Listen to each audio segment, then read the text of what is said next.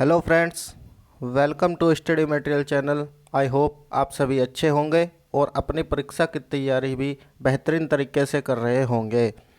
साथियों, आगे बढ़ने से पहले एक बार पिछली वीडियो पर प्रकाश डालते हैं। हमने पिछली वीडियो में संविधान के फटाफट रिवीजन के महत्वपूर्ण प्रश्न की सीरीज़ के पार्ट 1 में 15 से मिनट के अंदर 15 ही प्रश्न का ऐसा अध्ययन किया था जो पिछली परीक्षाओं में कहीं ना कहीं ज़रूर पूछे गए थे। साथियों, वो देखने के लिए केवल 15 प्रश्न थे, परंतु अगर बात करें पूरे विस्तार से तो उन 15 मिनट के अंदर हमने 50 से अधिक प्रश्न का अध्ययन किया था जो केवल और केवल संविधान से संबंधित थे। तो साथियों, अगर आप कम समय में अधिक रिवीजन करना चाहते हैं तो हमारे चैनल को सब्सक्राइब कीजिए और साथ ही साथ वीडियो को लाइक कीजिए और अपने स्टडी ग्रुप में शेयर कीजिए। तो चलिए चलते हैं आगे। साथियों, किसी भी कार्य को करने के लिए मोटिवेशन होना बहुत ज़रूरी है। तो जैसा कि आप स्क्रीन पर देख रहे हैं, इन 4 से 5 लाइनों को थोड़ा डीपली पढ़िए। जैसे उबलते पानी में कभी परछाई नहीं दिखती, ठीक उसी प्रकार परेशान मन में समाधान भी कभी नहीं दिखते। शांत होकर देखिए, सभी समस्याओं का हल मिल जाएगा। साथियों, बिल्कुल ये बात बिल्कुल सच है, क्योंकि जब आप उबलते पानी में सामने ऊपर से झांकोगे तो आपको कभी अपनी परछाई नहीं दिखती। ठीक उसी प्रकार जब आपके मन में कुछ परेशानी होती है या फिर आपके दिमाग में कुछ टेंशन से, कुछ घर से, कुछ परिवार से रिलेटेड ऐसी समस्या रहती है और उस समय आप कुछ कार्य करने के लिए चलते हो तो वह कार्य में आपका मन भी नहीं लगता और वह कार्य सीधा संपन्न भी नहीं हो पाता। वह कार्य हमेशा उल्टा ही होता है। तो किसी भी कार्य को करने से पहले अपने मन को एकाग्र करना बहुत ज़रूरी है। चलिए आगे चलते हैं वीडियो में प्रश्न की ओर। प्रश्न नंबर 1 क्या कहता है? समवर्ती सूची के समय पर समवर्ती सूची के विषय पर विधि निर्माण की शक्ति किसको प्राप्त है? इसका ऑप्शन नंबर ए है केंद्र को, ऑप्शन नंबर बी राज्य को, सी केंद्र व राज्य दोनों को, डी संसद को। साथियों, अगर आपने मेरी इस अनुसूची वाली वीडियो को नहीं देखा तो प्लीज़ आपसे रिक्वेस्ट है, अपना कीमती 10 मिनट निकाल कर वह वीडियो ज़रूर देखें, क्योंकि उससे रिलेटेड बहुत प्रश्न हमारे इस वीडियो में भी देखने को मिलेंगे। जैसे मैंने आपको बताया था, 3 प्रकार की सूची आती है अनुसूची के अंदर। केंद्र सूची या संघ सूची भी जिसको बोलते हैं, दूसरी राज्य सूची, तीसरी समवर्ती सूची। तो एक बार फिर से आपको रिपीट करवा देता हूँ कि संघ सूची जो होती है जिस पर केवल और केवल केंद्र सरकार कानून बना सकती है, और दूसरी राज्य सूची आती है जिस पर राज्य सरकार और केंद्र सरकार दोनों कानून बना सकती है। परंतु अगर राज्य सरकार व केंद्र सरकार के दोनों कानून लगभग समान होंगे तो पहली वरीयता केंद्र सरकार को दी जाती है। और तीसरी आती है समवर्ती सूची। समवर्ती सूची पर भी केंद्र व राज्य दोनों ही विधि निर्माण कर सकते हैं। तो इसका सही ऑप्शन होगा ऑप्शन नंबर सी, केंद्र व राज्य दोनों को विधि निर्माण की शक्ति का अधिकार प्राप्त है समवर्ती सूची पर। अगला प्रश्न, वन एवं पर्यावरण किस किस सूची से का विषय है? ऑप्शन ए संघ सूची, ऑप्शन बी राज्य सूची, ऑप्शन नंबर सी समवर्ती सूची, या इनमें से कोई नहीं। साथियों, यह प्रश्न हमारी उत्तर प्रदेश के पीईटी एग्जाम में भी पूछा गया था कि कौन सी सूची का संबंध किस विषय से है। तो यह प्रश्न थोड़ा डिटेल में पढ़ेंगे। अगर बात करें वन एवं पर्यावरण की तो यह समवर्ती सूची से संबंधित है। इसके साथ साथ ही शिक्षा व समाचार पत्र का संबंध भी समवर्ती सूची के अंतर ही आता है। तो कुल मिलाकर वन एवं पर्यावरण, शिक्षा तथा समाचार पत्र का विषय हमारी समवर्ती सूची के अंदर आता है। दूसरा कानून व्यवस्था का विषय और पंचायती राज का विषय, यह हमारा राज्य सूची के अंदर आता है। ध्यान रखना, कानून व्यवस्था और पंचायती राज का विषय राज्य सूची के अंदर आता है। और तीसरा आती है हमारी संघ या केंद्र सूची, उसके अंदर हमारा रेल, डाक और रक्षा से संबंधित विषय आते हैं। एक बार फिर से रिपीट करवाऊंगा, वन एवं पर्यावरण, शिक्षा, समाचार पत्र समवर्ती सूची के अंदर, कानून व्यवस्था व पंचायती राज राज्य सूची के अंदर, और बात करें रेल, डाक व रक्षा का विषय हमारा केंद्र या संघ सूची के अंदर आता है। चलिए अगला प्रश्न, पंचायती राज का संबंध किस अनुसूची से है? अनुसूची से बहुत महत्वपूर्ण प्रश्न पूछे गए हैं जो मैंने इस वीडियो में इंक्लूड किए हैं। तो ऑप्शन ए 9वीं अनुसूची, बी 10वीं, सी 11वीं, डी 12वीं। तो पंचायती राज का संबंध हमारा 11वीं अनुसूची से है।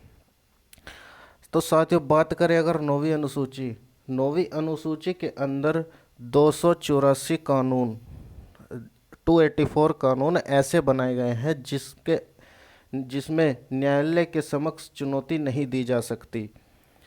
तो ध्यान रखना है, यह 284 कानून इसके अंदर आते हैं 9वीं अनुसूची के। और बात करें 10वीं अनुसूची, 10वीं अनुसूची हमारी दल बदल कानून, जो दल बदल कानून की व्यवस्था होती है उससे हमारी 10वीं अनुसूची आती है। 11वीं अनुसूची हमारी पंचायती राज से संबंधित है। और 12वीं की बात करें, 12वीं अनुसूची हमारी शहरी विकास से संबंधित होती है। अगला प्रश्न, प्रश्न नंबर 4, पंचायती राज व्यवस्था का संबंध किस समिति से है? तो साथियों किसी न किसी परीक्षा में समिति तो जरूर ही देखने को मिलती है, इसको तो आप बिल्कुल घोल कर पी लीजिए। नंबर ए है कैबिनेट मिशन। कैबिनेट मिशन के तहत सन 1946 ईस्वी में संविधान सभा का निर्माण होता है। ऑप्शन नंबर बी सरदार स्वर्ण सिंह समिति, इसके द्वारा हमारा जो मूल अधिकार है 42वें संविधान संशोधन के तहत मूल अधिकारों को जोड़ा जाता है। ऑप्शन नंबर सी पंचायती राज, पंचायती राज व्यवस्था का संबंध बलवंत राय मेहता समिति है। बलवंत राय मेहता समिति के तहत ही पंचायती राज व्यवस्था को संविधान में जोड़ा जाता है। चलिए अगला प्रश्न, सबसे पहले पंचायती राज व्यवस्था किस राज्य में या किस स्थान में लागू हुई? Option number A Nagaur, B Kolkata, C Mumbai, D Delhi. Option number A इसका सही आंसर होगा option number A Nagaur. Rajasthan के नागौर से 2 अक्टूबर सन 1959 से यह पंचायती राज व्यवस्था लागू की जाती है। नागौर राजस्थान जिले में एक स्थान का नाम है। अगला प्रश्न, भारत की नागरिकता लेने का अधिकार न्यूनतम अवधि क्या है? वेरी वेरी इंपॉर्टेंट प्रश्न, यह प्रश्न हमारी बेसिक नॉलेज के लिए भी बहुत ज़रूरी है। तो साथियों इसमें ये 4 विकल्प दिए हैं, चारों का संबंध किसी न किसी तथ्य से है। अगर बात करें भारत की नागरिकता लेने की, भारत की नागरिकता लेने के लिए कम से कम हमारी 10 वर्ष उम्र होनी चाहिए अगर आपको भारत की नागरिकता लेनी है। और दूसरी, अगर आपको भारत की नागरिकता छोड़नी है तो उसके लिए 7 वर्ष होनी चाहिए। तो नागरिकता लेने के लिए 10 वर्ष और नागरिकता छोड़ने के लिए कम से कम 7 वर्ष आपकी एज होनी चाहिए। 18 वर्ष तो आप सभी को पता है कि मतदाता के लिए एक जो सीमा निर्धारित की गई है वो 18 वर्ष की गई है। अगला प्रश्न, मूल संविधान में कितने मौलिक अधिकार थे? तो साथियों मूल संविधान में हमारे 7 मौलिक अधिकार थे, परंतु अब हमारे 7 अधिकार न रह करके 44वें संविधान संशोधन के तहत सन 1978 में संपत्ति का अधिकार अब मौलिक अधिकार न रह करके वह एक विधिक अधिकार के रूप में जाना जाता है। तो अब मौलिक अधिकार में अगर बात करें वर्तमान में, तो वर्तमान में 6 मौलिक अधिकार हमारे संविधान के अंतर्गत आते हैं। और अगर बात करें मूल संविधान में कितनी अनुसूची थी, तो 8 अनुसूची मूल संविधान में थी और 12 अनुसूची वर्तमान में है। अनुसूची के बारे में मैं पहली वीडियो में आपको बता चुका हूँ। प्रश्न नंबर 8, अस्पृश्यता का अंत किस अनुच्छेद से है? तो इसका सही जवाब होगा अनुच्छेद 17। अनुच्छेद 17 का संबंध अस्पृश्यता से है। और बात करें अनुच्छेद 19 क, साथ ही 19 क है, 19 क के अंदर हमारी प्रेस की स्वतंत्रता का अधिकार आता है। और अनुच्छेद 21 की अगर बात करें प्राण व दैहिक स्वतंत्रता के अधिकार। और अनुच्छेद 29 का संबंध अल्पसंख्यक वर्ग के हित के लिए अनुच्छेद 21 में वर्णन किया गया है।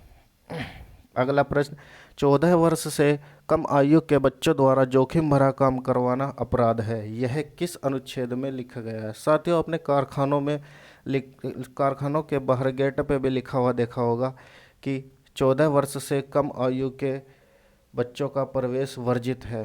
तो साथियों, यह हमारे संविधान में भी लिखा गया है कि अनुच्छेद नंबर 24 में, संविधान के अनुच्छेद नंबर 24 में बताया गया है कि 14 वर्ष से कम आयु के बच्चों द्वारा जोखिम भरा काम करवाना अपराध है।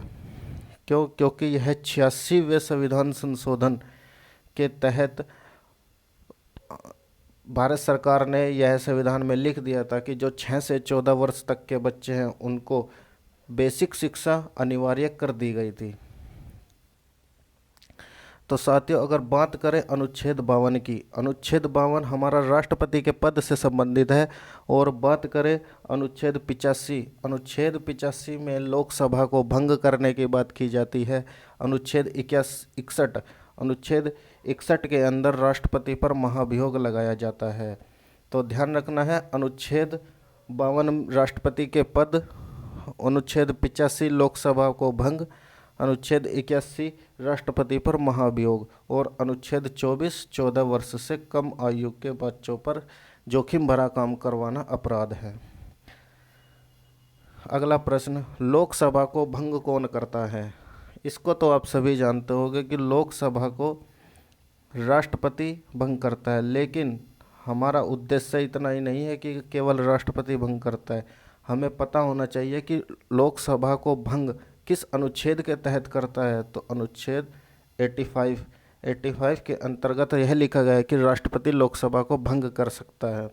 और अगर बात करें संसद, लोकसभा, राज्यसभा, इसके बारे में मैं आपको ट्रिक पहले भी बता चुका हूँ। संसद का वर्णन 79 में किया गया है और लोकसभा का 80 में और राज्यसभा का 81 में, सॉरी, इसका 80 में आएगा।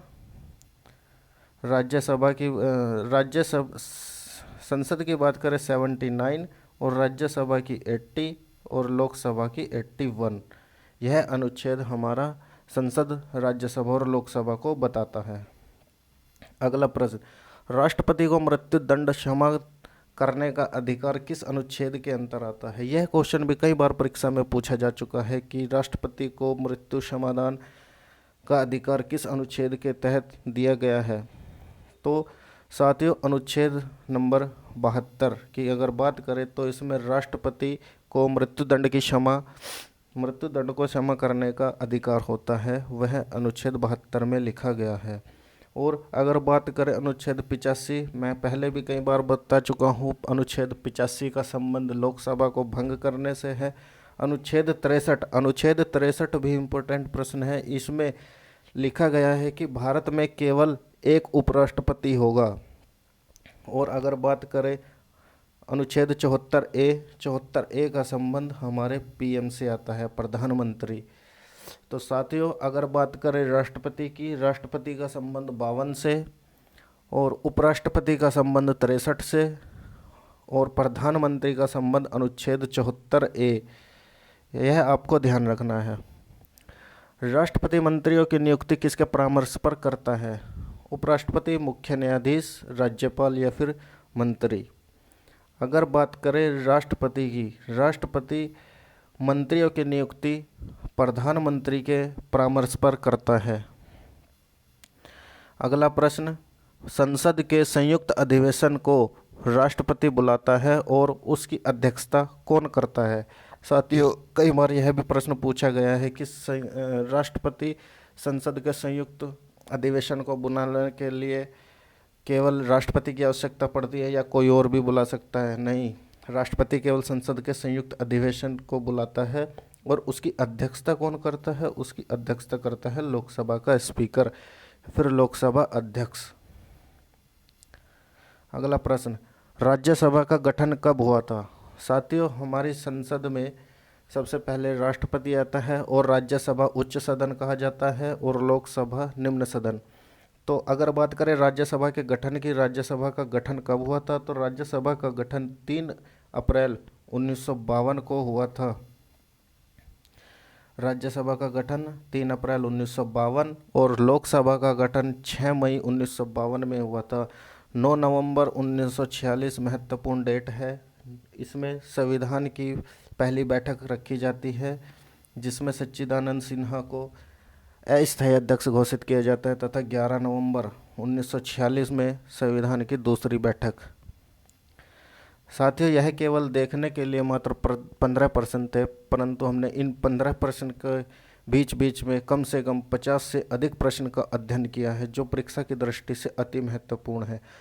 तो साथियों, इस वीडियो के अंत में आपको एक सवाल देखने को मिलेगा, जिसका जवाब आपको कमेंट बॉक्स में देना है। तो इसी प्रकार मैंने कल आपसे एक प्रश्न पूछा था, जो है कि कावेरी जल विवाद किन दो राज्यों के बीच है। तो इसका सही आंसर होगा ऑप्शन नंबर सी, कर्नाटक व तमिलनाडु। इसका सही आंसर ऑप्शन नंबर सी है, कर्नाटक व तमिलनाडु। कावेरी जल विवाद कर्नाटक व तमिलनाडु राज्य के बीच पर है। इसका बहुत बंदों ने कमेंट बॉक्स में कमेंट करके बताया, बहुत अच्छा लगा, बहुत मोटिवेशन मिला। तो साथियों, इसी प्रकार मुझे सपोर्ट करते रहिए। तो चलिए, आज का प्रश्न है हमारा, राज्य के नीति निर्देशक तत्व संविधान के किस भाग में वर्णित है।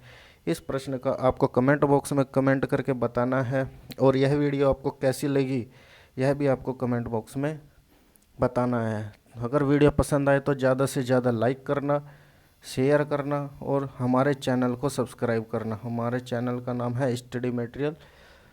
तो प्लीज़ सपोर्ट करना दोस्तों, ताकि मैं आगे भी ऐसी वीडियो लेकर के आऊँ। और कमेंट में कमेंट करके बताना, अगर आपको इससे अलग कुछ वीडियो चाहिए तो प्लीज़ कमेंट बॉक्स में कमेंट करना। Thank you.